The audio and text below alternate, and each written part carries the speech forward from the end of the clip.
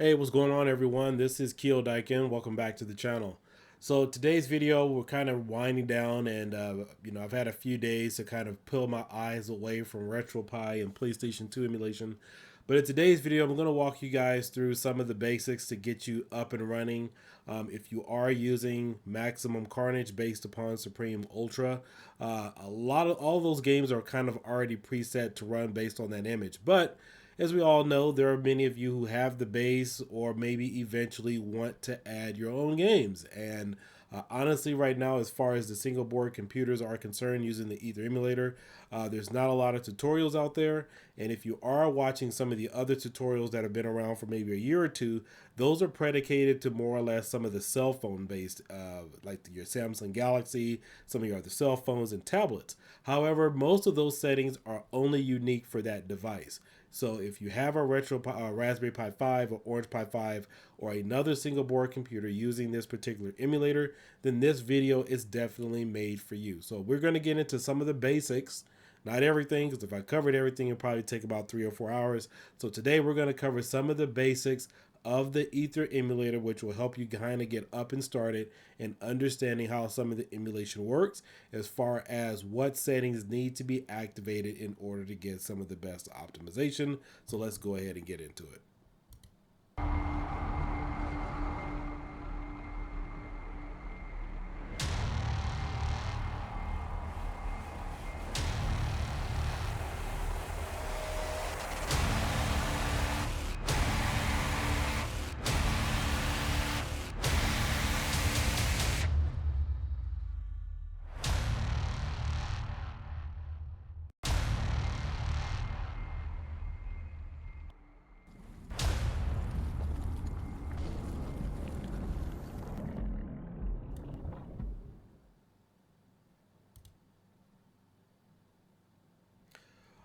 All right, so this is the interface for your Ether Direct, or actually not Ether Direct. There's actually two different modules for PlayStation. I've covered this in some of the other videos, at least parts of it.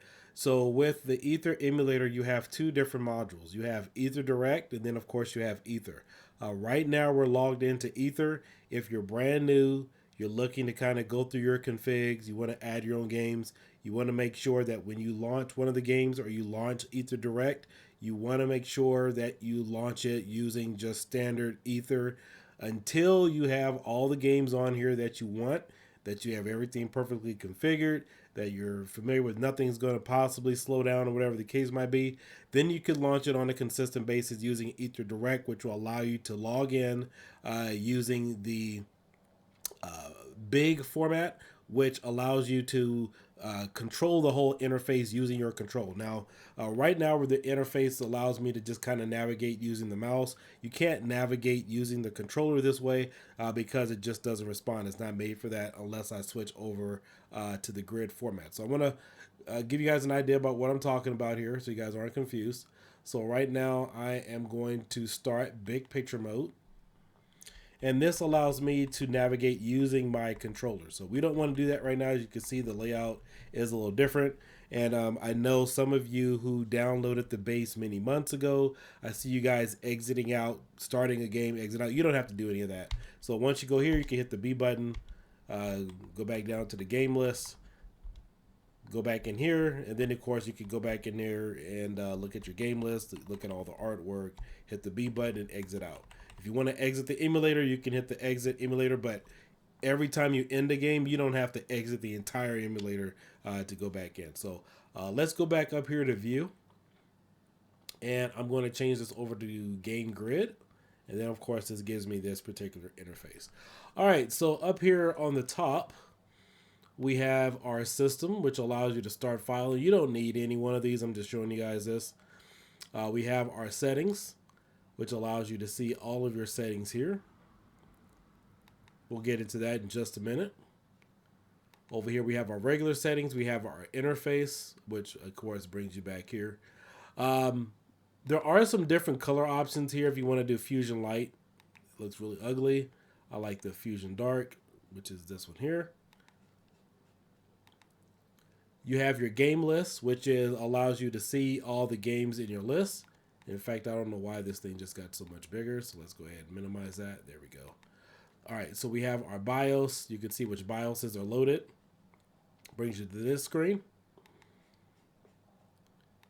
We also have our graphics, audio, memory cards, network. I've been playing around a little bit with this as far as network connectivity. You can hook up another device to this and play with someone else. So that is something I will cover in the near future because I have played around with it a little bit. All right, so we have our settings. We have our controllers. This is where you go to set up your controller, and I've covered this in a video. You have your hotkey. There's approximately two major hotkeys that you want to have set up for this. We'll cover that in just a minute.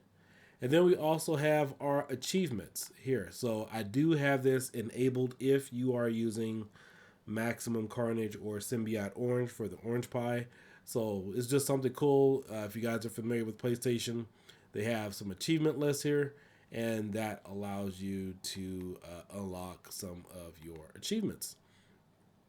Over here we have add game directory. Now you don't have to mess around with this. As you guys are familiar, you go into Home Pie, RetroPie, ROMs, PlayStation 2. So everything is defaulted for that. So that's pretty much what that does, but you don't have to do any of that. Scan for new games. So as you know, I have about 57 PlayStation 2 games currently loaded. But what if I want to add more? So what happens is it's not going to show up on the emulation station side immediately. I mean, obviously it will over time, but it doesn't show up in this directory automatically. So what you have to do is hit scan for new games, and then it will appear in this library. We also have rescan for all games. So if there's a game that does not auto-populate, or if the artwork is not properly associated with it, you can hit this button and then it will scrape and do everything for you, provided you already have it on there. This doesn't really scrape everything. It just reallocates and pulls from the directories that are already established. Over here we have view, we have toolbar. You don't need any of this, so we can pull that out. This is if you want to lock the toolbar. Down here we have our status bar. So I believe that I've already set this for you, but if you are new, if you haven't messed around with any of this, you want to make sure that this is activated, because this will show up down here at the bottom of the screen, and this allows you to see your frames per second if the game is running at 100% maximum. It also lets you know if you're using which video driver you're using. Software, OpenGL, Vulkan, all three of those are on here. I know that some people have said that it's not. They're definitely on here. We'll get into that in just a minute. All right, so the next one here, we have our, let's see, verbose status. I forgot what that does. We'll unclick that. I totally forgot what that does here. We also have system display, which then brings us back here, which we currently don't need. So let's go back to game grid. Show titles, zoom in, view if you guys want to zoom in on the entire menu. You really don't need to mess with anything. And then, of course, here we have refresh covers. Now, mine's may look a little different from maybe some of the other images or maybe what you guys are doing. These are some of the newer games that I'm going to create settings for. If you guys are on my Patreon, please don't touch the overall settings. We'll get into that in just a minute. But it was very difficult, very taxing, because most of the videos that you guys have seen was me running the games just by itself.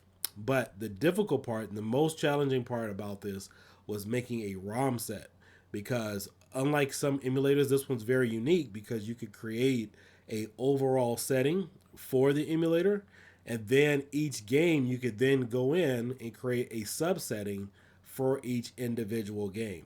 And the preferences that I've set for the overall emulator affects all the games. And so I had to find the weakest point in some of the weakest games that I added, like God of War. That was the most troublesome one. And then I had to create the overall setting for that, and then add all the other games, adjust their settings according to that. So very difficult process, very time consuming. I'll cover that in a little bit in a minute. But as you can see here, these are the newer games that I'm going to test and make settings for. I will have that up on the Patreon, because these will be ready to go. So I haven't touched any of these yet, but there's no artwork associated with these right now. There's no cover videos. There's no Scrapes, as you guys can see, there's no covers or anything for it. It's just a standard blue. However, that can be changed, but these are just some of the ROMs that I've added here. All right, so we're gonna go to tools. We have Open Data Directory. You guys don't need to really mess with some of these. Cover Downloader. In fact, let's go ahead and exit out of this. You don't need to really mess with that. Toggle software rendering. This is going to be crucial. This is going to be something you guys really need to pay attention to. I'll start maybe a game just so you guys can see how it affects some of the emulation. So, but that is a very important option that you need to be familiar with. Reload cheats and patches. So we do have some of that there. In the emulator, there are some instant patches that you can add to every game here. So we'll cover some of that in today's video. Input recording. Obviously, I think this kind of speaks for itself. You really don't need to touch too much of this unless you really want to just kind of start tinkering. But obviously what this does is record all of your controller motions. Enable system console. So let's go ahead and click on this. And let's see, I think did I skip a setting? No, I don't think I skipped a setting. All right, enable file logging, enable verbose logging, show advanced settings. So I've noticed on some of the other RetroPie images that this setting is not enabled. You need to have it enabled, and I know that it is enabled on maximum carnage. So you want to make sure that this is always checked. This is show advanced settings, and I'm gonna unclick it again. You guys can watch the top, and when I do this, let's go ahead and close this crap out. Once I do this, go to show advanced settings. If you look right there between the tools and the help, there's going to be another option that pops up, and that's called the debug menu. You want to make sure that you have this option enabled. If you don't, well, shame on them, but you should always have this option enabled so you can see it. At the debug list, you have 4 different options here: OpenGL, Vulkan, and software. So we'll come back to that in just a minute. Save CD, DVD, block dump, save single frame, GS dump. Again, a lot of these settings don't do anything. I've never used some of those myself. And then, of course, we have enable EE console logging, and some of that nature. So, all right. PlayStation 2 emulation, for what it's worth, is one of the most difficult and challenging things you can do if you're really getting into emulation or just trying to understand it. Even when I've looked at Xbox 360 settings, obviously like MAME, Final Burn Alpha, even light gun settings, and even some of the other like Nintendo Switch, none of them have as many settings and options as this that can entirely affect the whole emulation process. Now, if you're using this on PC, then obviously the PC does most of the work, but considering that the Raspberry Pi 5 is limited in power, limited in GPU performance, there's a lot of tweaking that needs to be done. And if you are using the Orange Pi 5 image, this Orange Pi Symbiote, it will run much better than the Raspberry Pi 5. It is pretty much a image or a copied version or image copy of the Carnage for the RetroPie 5, for the Raspberry Pi 5. So there's more tweaking that needs to be done on there. And if you're using a PC or a mini PC, you will get instantly, without having to really apply any form of tweaks or whatever the case might be, in order to get those games up and running. And we've demonstrated that here on the channel, even using an x86 processor that on a board that's twice as less than a Raspberry Pi 5. All right, so Switch renderer, we have OpenGL, Vulkan, and software. Now, there are a number of games in here that does require either software or OpenGL. Most of these can launch or run pretty fine with Vulkan. Now, for example, there is one game that I have in here that runs much better with under software mode, and that would be... let's see here. I think that would be this one here. That would be Outrun 2006. So when I've done all my testing, that one runs pretty well. If I run software mode and that's not a problem, you can switch that while you're in gameplay. We'll get into that in a little while. Like I've said, this video could be quite long. I'll try to keep it as short as possible. The only issue is every game that you have on the Raspberry Pi 5 using Ether, it has to launch using Vulkan. It has to.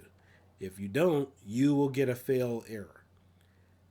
If you have the Orange Pi 5 and you're using RetroPie or even Jellos or one of the other I know front ends that have added this emulator, all of the PlayStation 2 games has to launch using Vulkan. I'm sorry, using OpenGL. If you have an Orange Pi 5, like Jellos or RetroPie for on that one or something else, if it has an Ether emulator, you have to launch using OpenGL. Now, once you start the game, and because this is enabled, you could then switch it over to, if you're using the Raspberry Pi 5, you could then switch it over to OpenGL, or if you're on the Orange Pi 5, once you started using OpenGL, you could switch it over to Vulkan if you need to do that for better optimization. Some of these games require one or the other. I know for the most part, there's roughly 4,000 PlayStation games. Out of the 4,000, I think there's 2,000 that's typically most people play, and I've gone through about 801 of them. So mentally, I kind of remember which ones need OpenGL, which ones need Vulkan, and which ones need software. So those are your specs there. All right, let's take a look here at some of the settings. Again, first thing you want to do is set up your controller. Mine is already set up, of course. Once you have your controller hooked up, let's see, I don't think this is... All right, so these are the detected devices over here. And I know some of you are probably interested, again, about light gun setup. Use a Wii AE light gun or Gun 4IR, something that has an infrared remote. There's problems with sending. There's a whole nother different tutorial or setup for that about how to integrate the borders for this emulator. It's a pain in the butt, not even worth the time, to be honest with you. So, all right, so these are the devices that we have over here. But again, sending a gun does work in terms of the button pressing and button mapping, but it's a pain in the butt to try to get the borders imported. All right, so once you go here, you want to go to controller 1, and you want to hit automatic mapping, and this will give you the defaulted PlayStation layout. So your X, like I'm using the Xbox Elite, so my A button will be X, my X button will be the square, the Y button will be the triangle, and my B button will be the circle. So everything will pretty much be defaulted. The controller press in, the start, the select, the back, my left and right buttons there, and also the left and right triggers are all going to be the same layout. If you want to plug in an additional controller, this is where you would plug it in. Or if you want to plug in a light gun, this is where you would plug it in as well. So if you want to hook up 2 light guns, you could do that here. And then, of course, associate everything correctly. So everything's already there, either a mass storage device, steering wheel, another HID mouse, a webcam, or some other type of device. Hotkeys. So for hotkeys, you want to make sure, like my open pause menu, that's my Xbox guide button. So if you have an Xbox button or PlayStation controller, PlayStation 2, 3, or Xbox controller, the little big circle that's in the middle of the controller, that's the option that you want to select for your open pause menu. The next option that you want to select here, and again, if you already have a controller on my image, all this stuff is primarily already set up for you. So let's see. Stay. All right, we're going to scroll down here to the bottom. And the next option that we're going to select, which I already have defaulted, will be the toggle software rendering. This particular option for me, I have it set to my press in on the right joystick. So if you guys are familiar with your regular Xbox Elite controller or Xbox style controller, it's the button where you press in on the actual joystick. That comes in handy for a lot of games because sometimes there are instances where there are specific textures within certain games, like let's say your Time Crises, or there's some other games out there where that comes in handy, and you do kind of need to switch over to that depending upon your settings. We're going to go ahead and close that out. All right, so again, as I said, this is probably one of the most sophisticated emulators out here. And again, this one of the reasons is because you can preset your overall emulator settings. So we'll take a look at that really quickly. Let's take a look at our settings.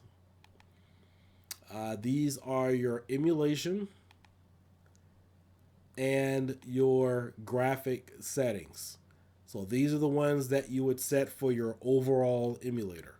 Once you get this set up however you want it, depending upon which game you already have, the next option you want to do, depending upon the game, if you're creating a set. Now, you can select your overall emulator per game individually. If I wanted to play Spider-Man, the only problem is if you set your overall emulator for every individual game, you're going to run into issues if you're trying to create a ROM set, because that setting is not going to work for every specific game. So what you'll have to do is then click on a game like this. We're going to right click and you want to select properties.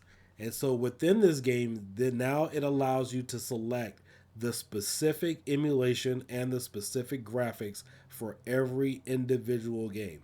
You have to do this if you want to get the best opportunity to have emulation for as many games possible within the PlayStation 2 set. This is a lot of work. This is not easy, and if you do this yourself, then you've definitely earned your stripes in the emulation community, because there's a lot of work that needs to be done. All right, so here I have some graphics for one of the particular games. You also have audio. We also have our gaming. I don't think you really need this. This only applies to some of the games for this particular, there's actually a list in here for specific hacks. So EE timing hack, general purpose, or you also have, let's see here, FPU multiply hack for Tales of Destiny. So there's specific hacks or game fixes for individual games. None of them will really apply to some of the majority of the games like your God of War or Tekken. All right, and then this allows me to adjust my emulation specifically for this ROM. This is not the global config for the emulator. This is specifically for this game. However, this one runs pretty decent, so there wasn't really any tweaks that I needed to make. Over here, we have enabled Discord presence, pause on focus, and a lot of these settings are the same settings as your overall emulator setting. However, again, this is for the direct the direct game itself. All right, let's go back here to summary. This shows you the name of the game. This shows you the actual serial number. So when you guys see the settings that I've uploaded for you on the Patreon and whatnot, you want to make sure you associate that setting by this particular serial number. It's not going to say Ultimate Alliance or Tekken or God of War. It'll be listed specifically by this number, which needs to go in the config file. Over here, this will also tell you what region the game is. I've seen a rumor online where some people have said some of the PAL games run a lot better. I've tested that myself. However, I didn't really notice too much of a difference, because the NTSC games require 60 frames per second, where the PAL games require 50 frames per second.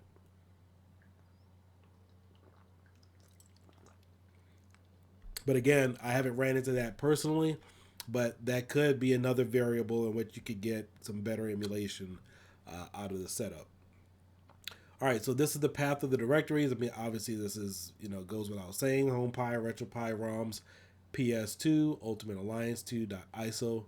The other weird thing is some of the PlayStation games are in ISO format, where there's other games that are recognized or run by a zip file.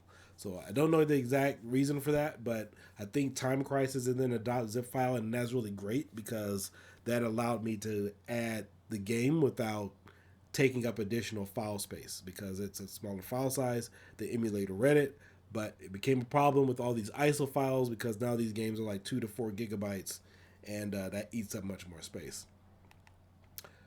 All right, so here's our interface again. We really don't need to work with this. You could start the game full screen if you want to, instead of running it in window mode. Since I did a lot of testing and configuring, I always ran it in window mode. But if you want to, let's see, double toggle this, you can have the option to have the mouse double toggle this, and it'll bounce it back and forth between window and full screen mode. Excuse me. All right, let's see, hide cursor in full screen. Leave this option alone. You don't want to hide the cursor. You want to see it. This is if you're running a game at full speed, or not full speed, but full screen, and the cursor's on the screen. You guys are probably seeing that in some of my videos. Just move it off to the side until you get everything perfected however you want. Then you really don't need to worry about any of this at all. Achievements. The achievements can be enabled here, so we could always have those activated. I know that's set up on the global config, so you don't have to worry about that here. This is an advanced setting you really don't need to touch, but I want to show you guys this. So we have two settings here. We have rounding and clamping mode. Now, if you notice there where it says clamping, it says use global setting. So you do have the option here within the ROM itself to select it as normal default, extra, full, none, or use global config. What the global config means is the overall setting for the emulator. But if you didn't want to use that, you could then select the actual setting that you truly want specifically for this game.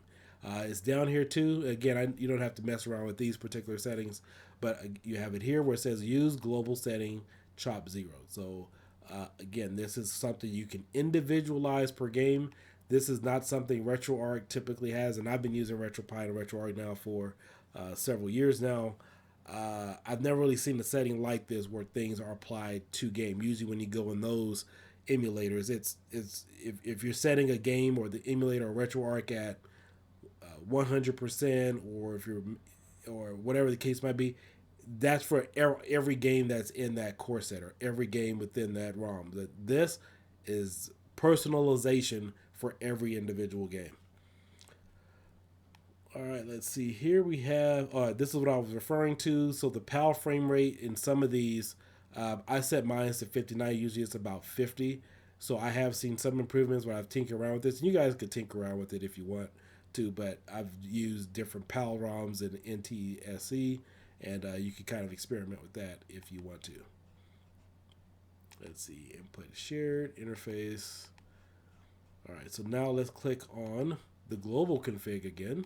So this is the global config. If you go to the actual game itself, right click on the game, hit properties, then you can start to see all of the settings that are already set up for the game. Now, by default, even if you just add the game in there, it's going to use the automatic global config to what's already in here. So I don't think I've actually haven't touched this. I haven't made individual settings for this particular game. Again, we have our network settings. We have achievements. Let's see here. That's emulation. Let's go to graphics. So let's say if I was to start this game up. In fact, I would go ahead and start up a game. We'll start up some Time Crisis here so you guys can kind of get the hang of it. It's one of my favorite test games, this and Tekken. So did I delete it? No, it's still here. So let's go ahead and start it up.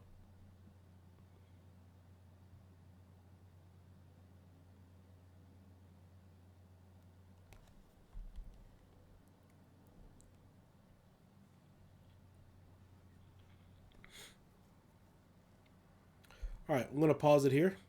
All right, so I just hit the guide button and it paused the screen, so we're in the game now. So if you see down here on the bottom right, it says Vulkan. We're at 640 by 480, which is what we want to run at. We're at 66 frames per second video at 110%. This should, okay, that's fine, yeah. So 66 FPS is 110%, so that's very important here. And then we also have the game running at 66 frames per second. Some games will run anywhere at 30, some at 55, but these two, you definitely always want to try to keep them around maybe, at least this one anyway. You want to try to keep this at around 100%, and that'll give you some good emulation. All right, so now that we're in the game, now remember I mentioned that the debug button here was very important. So this one is one of the games that is safe to activate OpenGL on. Now, in some cases it'll perform better, but I'm just going to show you guys this for the sake of the tutorial. Some games doesn't like OpenGL and it'll crash. All right, just let you know that it's either Vulkan or software. And if you try to open OpenGL in some of these games, it just automatically just doesn't like it. It'll bounce you out. So we'll switch this one over to OpenGL, and then you'll get that little command error. And if you look on the bottom, it still says Vulkan. So what we have to do now is press in on our toggle software mode. Oh, that's right. I think I'm paused. So let's go ahead and unpause it. Let's go ahead and press in on the controller now. Software, Vulkan. Let's wait for the game to pop up. Software, Vulkan. All right, so let's make sure that we have it activated again.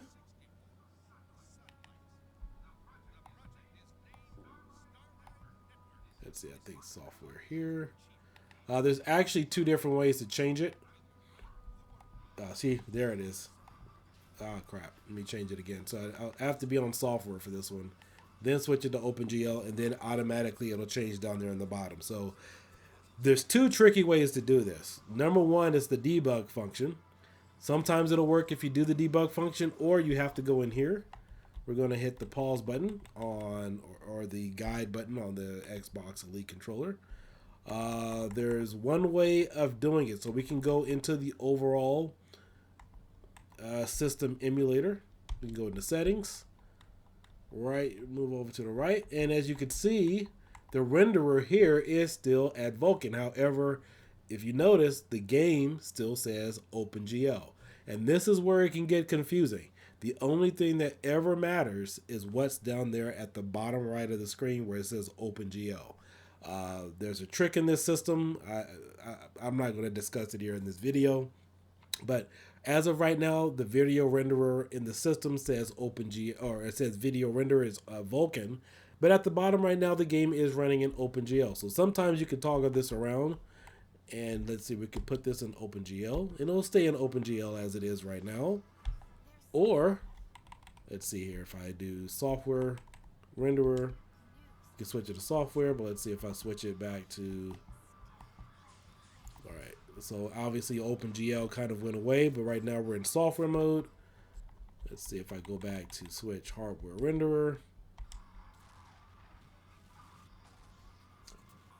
In fact, let's do this. Let's go back to settings, go to graphics. See, renderer is in OpenGL. And see, this is again what I was telling you guys about. Now you see the renderer is OpenGL, but down there at the bottom it says Vulkan. So sometimes it gets a little tricky that way. The other option here is you could do debug. Switch renderer. Let's see, are we still...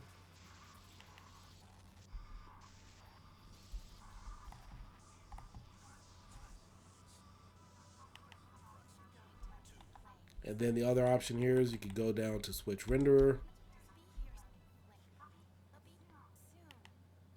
debug, OpenGL, and then it stays in OpenGL. So it gets kind of tricky. I'm not going to get into that because there's some little modifications you can add to that to kind of trick the system in doing some other things. So that's pretty much where we are. All right, so here we are at our settings and interface. And again, let's go back to our options now. This option here, and there's two different menu screens. You have this option screen when you hit the pause button on your controller, and then of course you still have your settings up here. Both of these are the same. The layout is just completely different.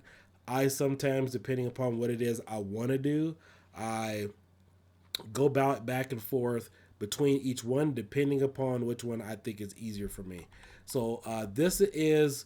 remember how I showed you guys how to right click on the game and then you go into the individual game properties? Well, this is how you do that specifically from the in-game menu itself. So now we're in game properties. I'm going to select the game itself. We're actually in the ROM. This is not the overall emulator for Aether. This is the specific game itself. And this allows you to change and manipulate the settings specifically for this game.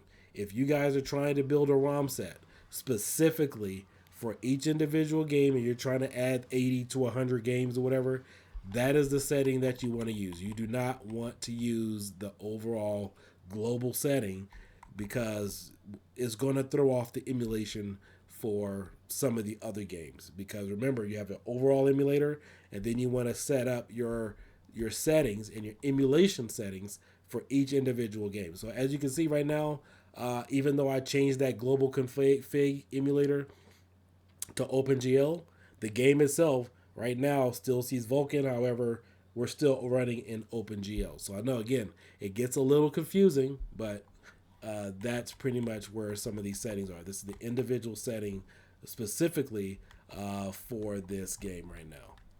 And then, of course, here we also have your headphones or your sound. You have your memory card. You don't really need to mess with any of this stuff. This is all kind of set up for you. This is a specific setting for the game itself. We also have per game configuration. And you also have some additional hacks and game fixes in here which you don't need to mess with. All right, let's go back here. We're going to go to save or load state. I think I got a few in here because I was messing around with it. So this will be your low save state for this particular game. This allows you to, let's see here, got your achievements, software renderer.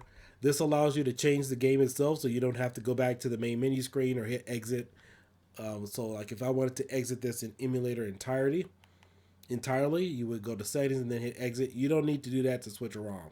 All you have to do is just go back to close game or change game disk, and that'll exit you out of the system. Again, so just to kind of look at the interface again. So as you can see, now we're in both interfaces. So everything that you're seeing here is the same interface over on the left. So you have your interface, you have your game list, got your BIOS, you got your emulation. So I think I can still move around here in the background as well. So yeah, I can still do that. So let's go ahead and hit settings. Now you guys obviously can't see everything, but this is pretty much the same layout, is just covered. So let's move this down just a little bit so you guys get a better idea about what I'm talking about. So this is the actual in-game menu here for the overall emulator. Goes through all your settings. If you need to see anything, I'm just going to hit right on the right bumper on the top of my controller. Kind of scrolls through the exact same settings that we're looking at here. So here we have the game list, which is the same setting here. We got our BIOS. And then, of course, we have our emulation settings, which is going to be the same thing here. Next, we have our video renderer, which allows us to... is that the right one? Let me see. That's emulation. This one... No, this one's graphics. All right, so this is your graphics. You can do your aspect ratio, 16:9, 4:3. I haven't seen too much of a performance hit by either going 4:3 or 16:9. I've had some workarounds for that. Then, of course, we have here our texture placement, post-processing. This allows you, don't ever activate this. This is really overkill, especially on the Raspberry Pi 5. I mean, it's kind of being held together by bumper stickers and everything else right now, and bubblegum. So you don't need to activate this. This should be safe if you have a PC and you're using the PCSFX2 version of this. OSD, if you guys want to see all of your settings, show frame rates, show CPU usage, you don't really need to do any of that. I've done all the calculations. I don't think I've really posted a lot of the calculations, but you don't need to overclock. You don't have to worry about heating or anything of that, or throttling, as long as you have a decent fan or anything like that on here. We also have our advanced menu here. So pretty much this is all of your basic settings to kind of get up and running.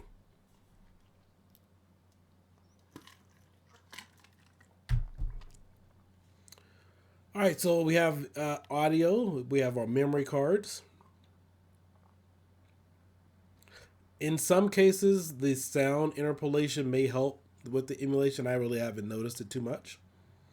We have our memory cards here. That's all default. You don't need to mess with that. Those are the network settings. I told you guys about that. We have our default directories. You don't need to mess with any of this stuff here. And we have our achievements.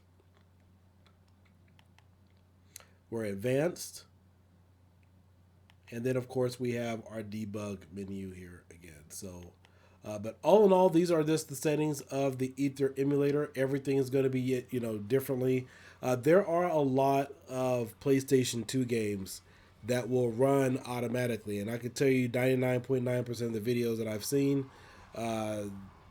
everybody's running the same games. There's no optimizations to it. Most of the games that are in there will run without settings. You can just dump a bunch of games in there and they will run from a defaulted value. But again, the time and effort that you put into it to try to get a full ROM set, that's where it's really going to test you. And I can tell you, when I was making Maximum Carnage, I could run Tekken by itself absolutely fine. I could run Time Crisis 2, Time Crisis 3, and some of the other games absolutely fine, even with my tweaks or settings. But the issue came up was if I had the overall emulator on one particular setting, and let's say a game like God of War 2 or God of War 1 didn't like it, I had to go tweak that specific game and then change my entire settings for, like, let's say your Tekken, Time Crisis 3 and Time Crisis 2 in order to compensate for those other demanding games that didn't run as well. So it was very tricky, very time consuming process, and that's kind of what took me so long to kind of release it, is because it was like, all right, Keo, we've seen your videos on some of the other channels, we've seen it here on this channel, what's going on, whatever the case might be, and that's pretty much what it was. Because it's very easy for me to tinker around with these settings individually, showcase them individually, but 80 games, 100 games, 200 games, that's where the time is going to come in, where it's going to test you. So again, I wanted to try to keep this as short as possible as the first introductory video. Like I said, it could have been 3 to 4 hours long. I'll probably do a live stream for that, but I was just honestly happy to kind of not look at this screen anymore, because I've been looking at it since August, almost nonstop, just figuring this stuff out, because we had on the Orange Pi 5 and then Time Crisis. But again, huge shout out to Pi Maniac, who's also familiar with a lot of these settings too, and he has a Rock Pi 5B, so he's familiar with a lot of these settings on that single board computer. So for those of you who have one of the Supreme Ultra builds, if you're using Maximum Carnage, please leave all of your remarks here. Let me know if you appreciate this. If you're on Patreon, I hope you guys are enjoying the build. If you want to download my work, it's on Patreon. You have to subscribe for the server access download section. There's tons of tutorials here, and there's also additional information on that. And I will be going through a lot of the games, providing custom sets for settings that will work on the build that I put out. So that way you guys don't have to do it yourself and just upload it directly to your folder, and you should be good to go. But with that being said, you guys all have a great day. I hope you guys find this information helpful. Not sure when I'm going to upload another video with Ether, because with this one, so I'll try to schedule that in the future. I got some other projects that I need to work on, and then we'll get that all squared away. So let's go ahead and exit this game. In fact, let's go ahead and exit it this way. Go ahead and hit close game, exit without saving. I don't know why I'm back on this screen. Let's go back to game grid, and now you can see we are back here on the menu screen with all these games nicely scraped. And again, the ones that aren't scraped, those are the ones I'm making new settings for that I will be uploading here by probably beginning of May, whatever the case might be. So catch you guys later. You guys all have a great night, and peace out. Bye-bye.